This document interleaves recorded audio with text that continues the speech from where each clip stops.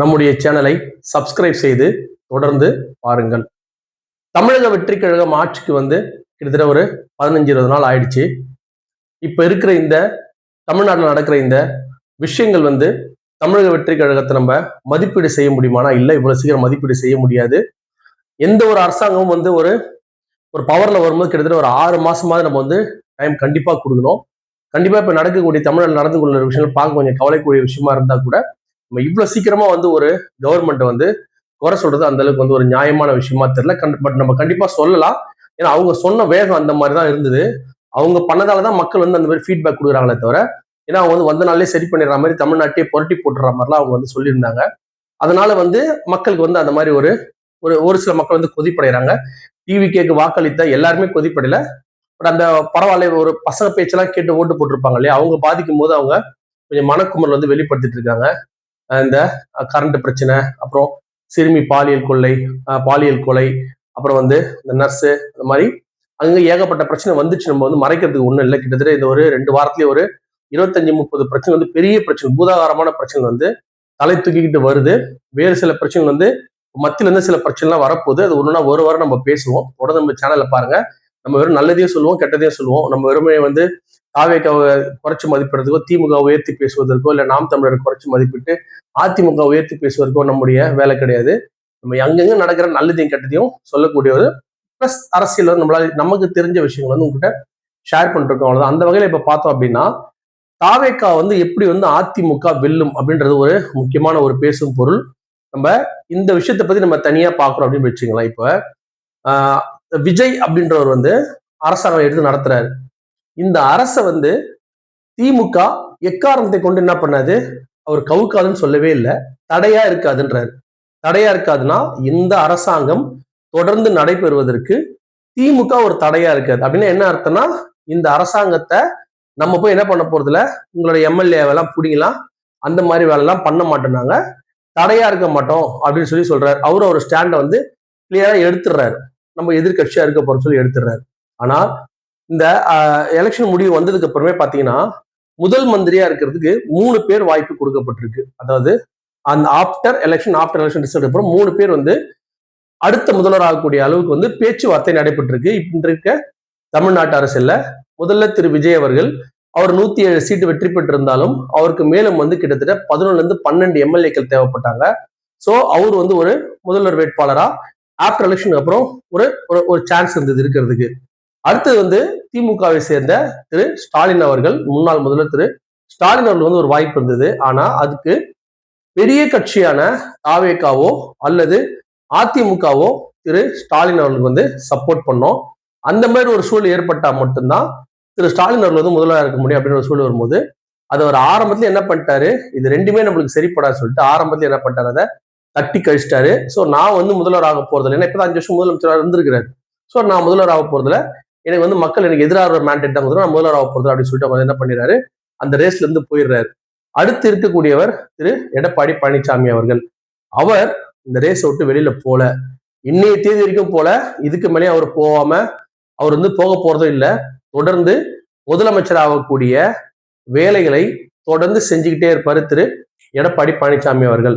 நான் ஏற்கனவே பல முறை சொல்லியிருக்கிறேன், இன்றைய தமிழக அரசியல் வரலாற்றுல இன்னும் ஒரு கலைஞர் திரு கருணாநிதி, இன்னொரு மேடம் நம்முடைய அம்மா செல்வி ஜெயலலிதா அவர்கள், இந்த இருபெரும் தலைவர்கள் வந்து நம்மளுக்கு வந்து ரொம்ப இப்ப இருக்கிற யங்ஸ்டர்ஸ்ல இருந்து கொஞ்சம் பெரியவங்க, இந்த 2 தலைவர்கள் தான் ரொம்ப க்ளோஸா இருந்தவங்க இப்ப இன்னைக்கு இருக்கக்கூடிய காலகட்டத்தில் இருக்கிறவங்க இருந்திருப்பாங்க. எம்ஜிஆர் காலத்தில் இருந்தவங்களாம் கூட இருந்திருக்கிறாங்க. ஆனா எம்ஜிஆருடைய அரசியல் வந்து இந்த ரெண்டு பேரோட அரசியல் மாதிரி இருக்காது. ஏன்னா அவர் தொடர்ந்து எல்லா முறையுமே வெற்றி பெற்றவர். அவருக்கு வந்து இந்த மாதிரியான ஒரு வாய்ப்பும் வரல, அந்த மாதிரி ஒரு விஷயமும் அவர் வந்து அவரோட காலகட்டத்தில் நடக்கல.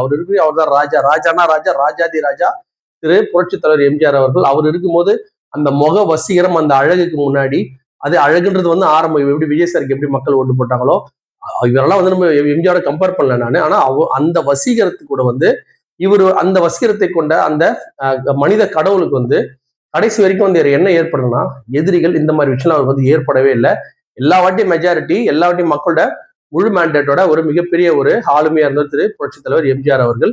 அவருக்கு அடுத்து வந்த நம்ம புரட்சி தலைவர் அம்மாவும் நம்முடைய முத்தமிழறிஞர் கலைஞரும் வந்து இந்த மாதிரி விஷயங்கள்ல வந்து இப்போ இருக்கிற அரசியல் சூழல்ல வந்து இருந்திருந்தாங்கன்னா எப்படி செயல்பட்டு இருப்பாங்க அப்படின்னு நம்ம ஏற்கனவே ஒரு சில காணொலியில சொல்லியிருக்கிறோம்.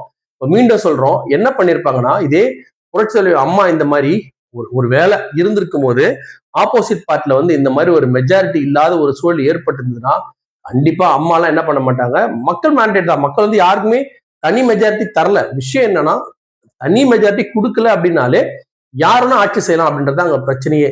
அப்ப எதனா ரெண்டு கட்சியோட கூட்டணி சேர்ந்து ஒரு மினிமம் இந்த மாதிரி விஷயம் எல்லாம் பண்ணணும் அப்படின்னு சொல்லி போட்டு பண்ண வேண்டியதுதான். நம்ம உடனே வந்து இப்ப செஞ்ச திரு விஜய் அவர்கள் செஞ்சதை வந்து நான் வந்து ஏன் வந்து திருமாவளவன் ஐயாவோ இல்லைன்னா வந்து ஐயுஎம்எல் கட்சியோ அல்லது இடதுசாரி கட்சி படம் நம்ம ஏன் குறை சொல்றோம்னா, அவங்க வேற ஒரு கட்சிக்காக வேற ஒருத்தர் முதல்ல சொல்லி ஓட்டு போட்டாங்க. இதுல 3 பேர் தான் நான் வாய்ப்பு சொல்றேன். திரு ஸ்டாலின் அவர்கள் ஒண்ணு முதல்வராக இருக்கலாம், இல்லைன்னா திரு விஜய் அவர்கள் தான், இல்லைன்னா திரு எடப்பாடி பழனிசாமி ஐயா முதலமைச்சராகலாம். மொத்தம் 4 முதலமைச்சர் தான் ஓட்டு போட்டாங்க. ஒரு முதலமைச்சரான திரு சீமான் அவர்கள் வந்து வெறும் 4% ஓட்டு வாங்க கொஞ்சம் குறைஞ்சதால அவர் ரொம்ப பெரிய எடுத்து வர முடியல. ஆனா இது ஒரு நிரந்தரம் இல்ல. அவர் தொடர்ந்து மேல வரக்கூடிய எல்லா தகுதியும் வாய்ந்தவர். கொள்கை கோட்பாடுல ரொம்ப மும்முரமா இருக்கக்கூடிய திரு சீமான் எந்த இடத்துலயுமே வந்து குறைச்சி மதிப்பில்ல. அவரை ஆட்டத்தோடு வெளியே அனுப்பல. ஆனா இன்றைய தேதிக்கு அந்த ஆட்டத்துல அவரு இல்ல அப்படின்றதான் ஒரு கெட்ட செய்தி. அது இல்லாம இருக்கிற மிச்சம் 3 பேரும் ஒண்ணு எடப்பாடி அவர்கள் முதல்வர் ஆகணும் அப்படின்னு சொல்லிட்டு ஒரு 53 தொகுதியில மக்கள் வெற்றி வாய்ப்பு கொடுத்துருக்காங்க. இன்னும் ஒரு 107 தொகுதியில வந்து திரு விஜய் அவர்கள் முதலமைச்சர் சொல்லிட்டு 107 தொகுதி மக்கள் வந்து தீர்ப்பு கொடுத்திருக்கிறாங்க.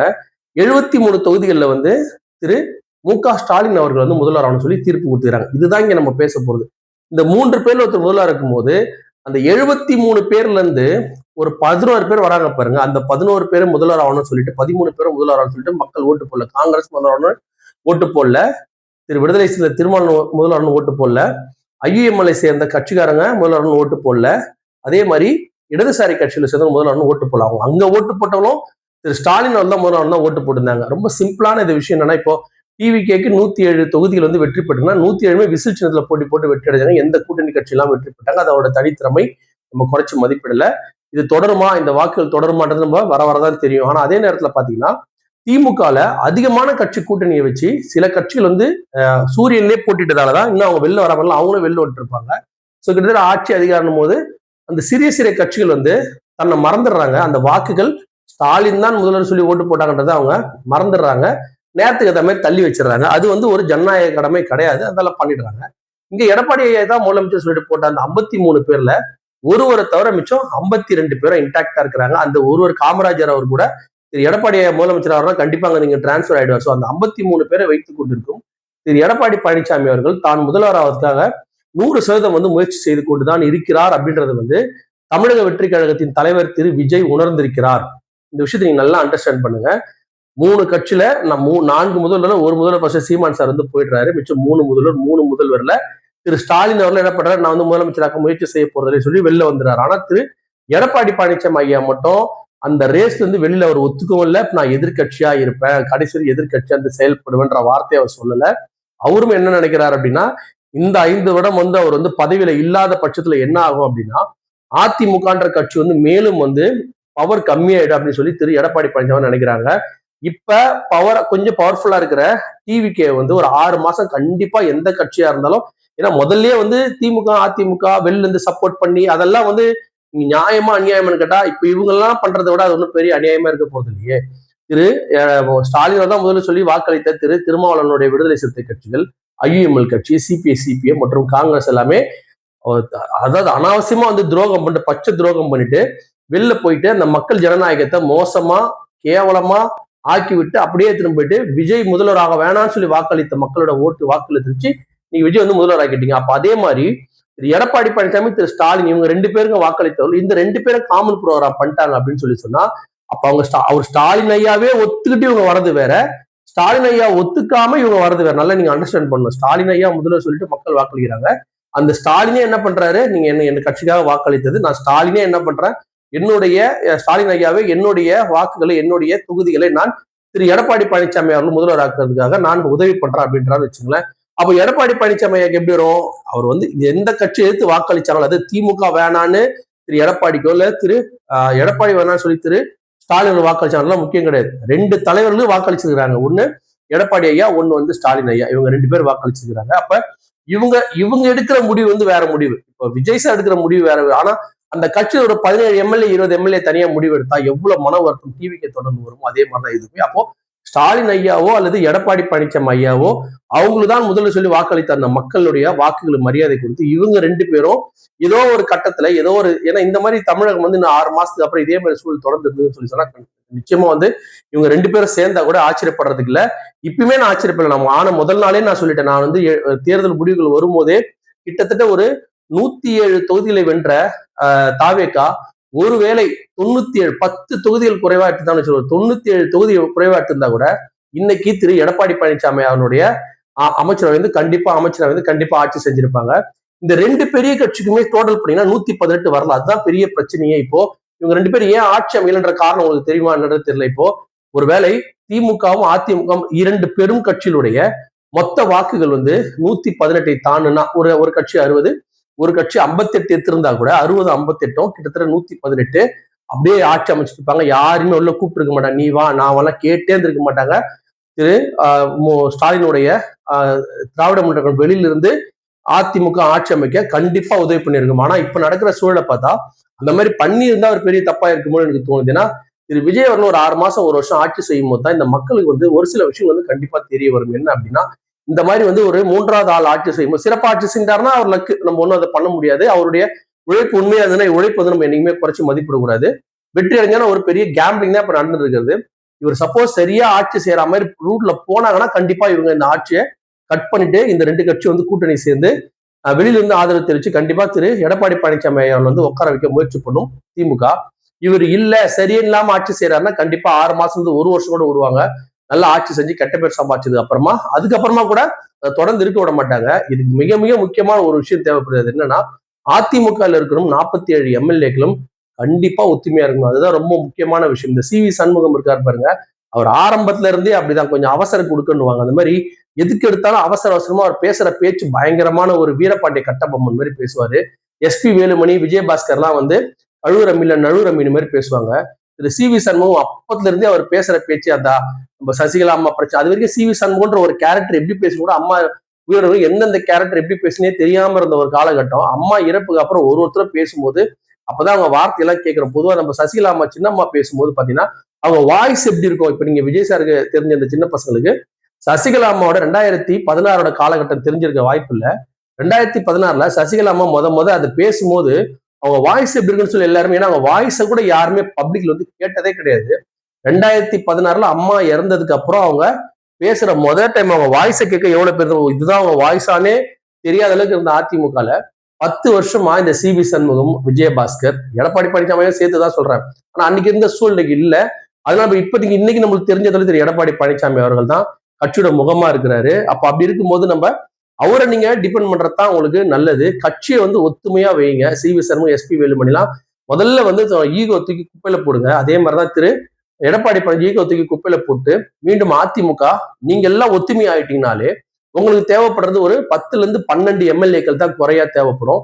கண்டிப்பா வந்து திரு திருமாவளவன் அவர்லாம் சொல்றதுல பார்த்தா அவருக்கு இதே மாதிரி ஒரு அமைச்சர் கூட்டாட்சின்றாரு, ஒரு அமைச்சர் பதவிக்கு அவர் கொடுங்க. ஐஎம்எல் ஆல்ரெடி 2 கேட்கிறாங்க. அவங்க அதிமுக வந்தாலும் பரவாயில்ல, திமுக வந்தாலும் பரவாயில்ல, யாரா இருந்தா பரவாயில்ல, ஓப்பனா அவங்க ஸ்டேட்மெண்ட் கொடுத்துட்டாங்க. அப்ப ஐஎம்எல்க்கு வந்து 2 அமைச்சர் பதவி கொடுத்தீங்கன்னா ஆட்டோமேட்டிக்கா அது உங்க கட்சிக்கு உங்களுக்கு வந்து ஆதரவு தெரிவிக்க வந்துட போறாங்க. அப்ப உங்களுக்கு இப்ப இருக்கிற 113 இருக்கு உங்க 2 பேருக்கும் சேர்ந்து கிட்டத்தட்ட 60 அம்மாவுடைய தேமுதிமுக அம்மாவுடைய நம்முடைய பிரேமலதா மேடத்தோட சேர்த்தீங்கன்னா திமுக பக்கம் 60, உங்க பக்கம் 52. திரு காமராஜ் அவர்கள் எப்படி கூப்பிட்டாலும் உங்களுக்கு அவருக்கு எதனா ஒரு சும்மா அமௌண்ட் தரனா கூட அவர் வந்து வந்துட போறாரு.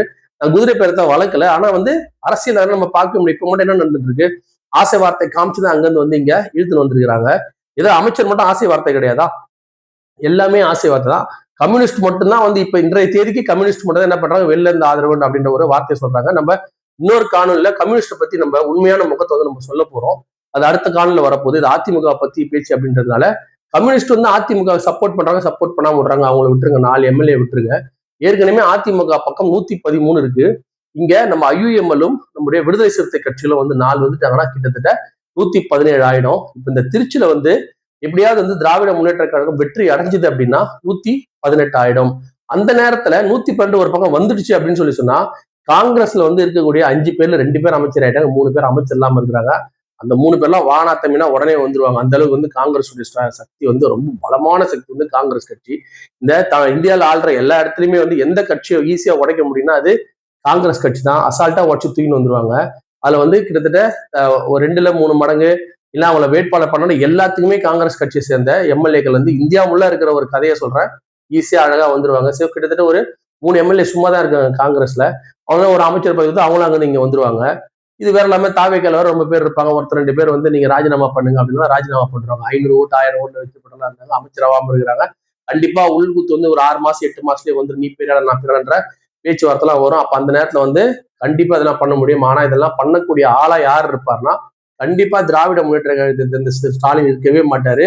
இந்த வேலைகளை செய்யக்கூடிய ஒரு மிக சிறந்த ராஜதந்திரி. ஏன்னா இதுக்கு ராஜதந்திரம் இந்த மாதிரிலாம் பண்ணாதான் அவர் வந்து அரசியல் ராஜதந்திரம் சொல்லி நம்ம திரு விஜய் அவர்களுக்கே இவர் ராஜதந்திரம் தான் இல்ல ஊரெல்லாம் பேசுறாங்க அப்படின்னா எடப்பாடி பழனிசாமி ஐயா அவர்களும் இவங்க இருக்கிற எல்லாரையும் விட அவரை மாதிரி ஒரு அரசியல் தலைவர் இன்னைக்கு இருக்கிற சூழல்ல வந்து தமிழ்நாட்டுல வேற யாருமே கிடையாது. திரு எடப்பாடி பழனிசாமி ஐயா மட்டும்தான் இன்னைக்கு இருக்கிற அரசியல் சூழல்ல வந்து ஒரு மிகப்பெரிய அரசியல்வாதி, ஒரு மிக சிறந்த அரசியல்வாதி திரு எடப்பாடி பழனிசாமி. நான் எங்க வேணா போய் சொல்லுவேன், எந்த இடத்துல வேணா போய் சொல்லுவேன்.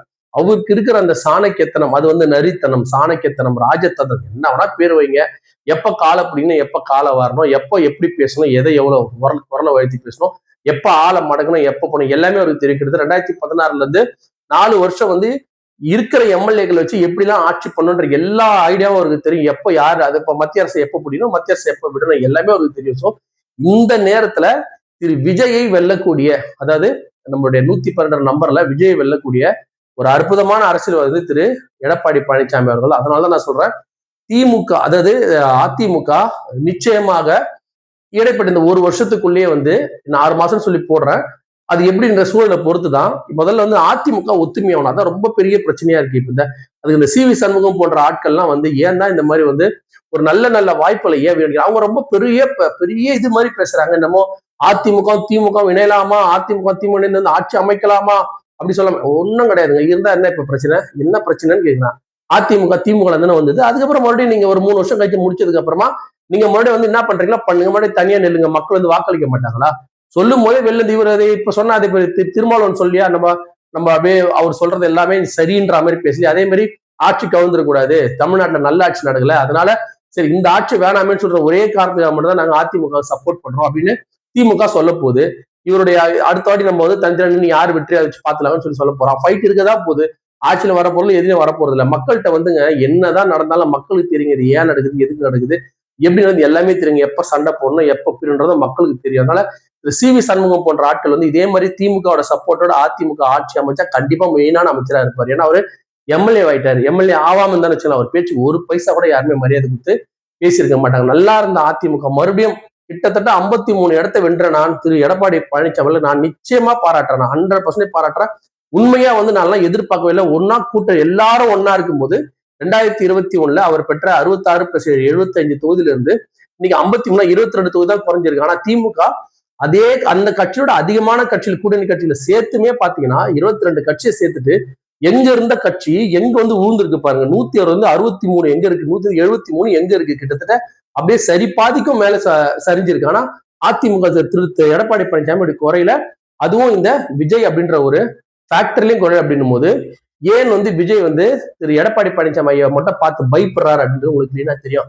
அவருக்கு தெரியும் கேம் ஆடுறவங்க தெரியல யார் வந்து மெயின் ஆப்போசிட் பிளேயர் சொல்லிட்டு. அதனால திரு எடப்பாடி பழனிசாமி அவர்கள் நினைச்சாருன்னா கண்டிப்பா அவங்க ஒத்துமையா இருக்கணும். மெயின் வந்து அதிமுக ஒத்துமை, திமுக பத்தி எந்த பிரச்சனையும் கிடையாது. அதிமுக ஒத்துமையா இருக்கும் பட்சத்துல கண்டிப்பா அதிமுக தாவகவை கண்டிப்பாக வெல்லும். இந்த எலெக்ஷன்ல இருந்த சீட்டை வச்சு இதெல்லாம் வந்து இந்தியாவில பல இடத்துல நடந்திருக்கு. 35 சீட் வச்சிருந்தவங்களா முதலமைச்சர் ஆயிருக்கிறாங்க. 45 சீட் எடுத்தவங்களா பெரிய கட்சி உதவியோட பல இடத்துல முதலமைச்சர். தொடர்ந்து அந்த கட்சி நடந்துதான் இருக்கு. அந்த கட்சி அழிஞ்செல்லாம் போயில, தொடர்ந்து நடந்துதான் இருக்கு. இன்னும் ஒரு 6 மாசத்துல இதுக்கான ரிசல்ட் தெரியும். ஆனா அதுக்கு முன்னாடி மிக முக்கியமான விஷயம் அதிமுக ஒற்றுமையாக இருக்க வேண்டும்.